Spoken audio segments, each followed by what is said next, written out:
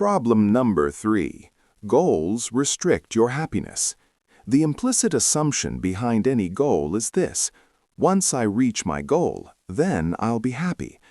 The problem with a goals-first mentality is that you're continually putting happiness off until the next milestone. I've slipped into this trap so many times I've lost count. For years, happiness was always something for my future self to enjoy. I promised myself that once I gained 20 pounds of muscle, or after my business was featured in the New York Times, then I could finally relax.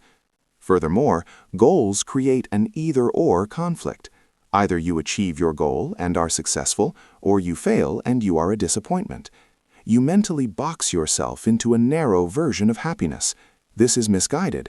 It is unlikely that your actual path through life will match the exact journey you had in mind when you set out.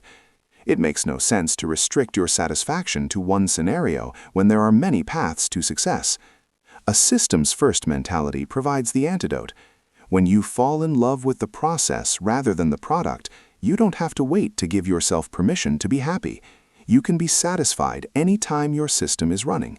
And a system can be successful in many different forms, not just the one you first envision. Problem number 4. Goals are at odds with long-term progress. Finally, a goal-oriented mindset can create a yo-yo effect. Many runners work hard for months, but as soon as they cross the finish line, they stop training. The race is no longer there to motivate them. When all of your hard work is focused on a particular goal, what is left to push you forward after you achieve it? This is why many people find themselves reverting to their old habits after accomplishing a goal. The purpose of setting goals is to win the game. The purpose of building systems is to continue playing the game. True long-term thinking is goal-less thinking. It's not about any single accomplishment. It is about the cycle of endless refinement and continuous improvement. Ultimately, it is your commitment to the process that will determine your progress. A system of atomic habits. If you're having trouble changing your habits, the problem isn't you.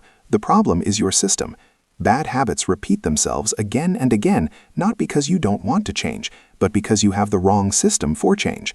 You do not rise to the level of your goals. You fall to the level of your systems. Focusing on the overall system rather than a single goal is one of the core themes of this book.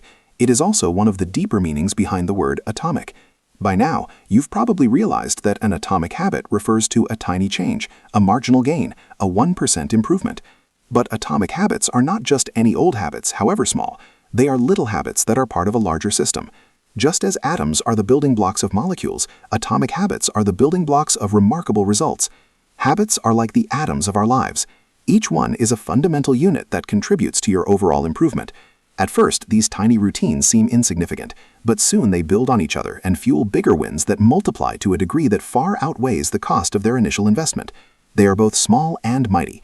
This is the meaning of the phrase atomic habits, a regular practice or routine that is not only small and easy to do, but also the source of incredible power, a component of the system of compound growth. Chapter summary. Habits are the compound interest of self-improvement. Getting 1% better every day counts for a lot in the long run.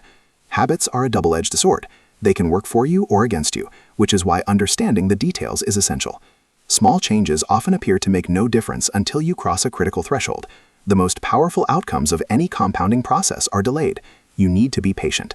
An atomic habit is a little habit that is part of a larger system. Just as atoms are the building blocks of molecules, atomic habits are the building blocks of remarkable results. If you want better results, then forget about setting goals. Focus on your system instead. You do not rise to the level of your goals. You fall to the level of your systems.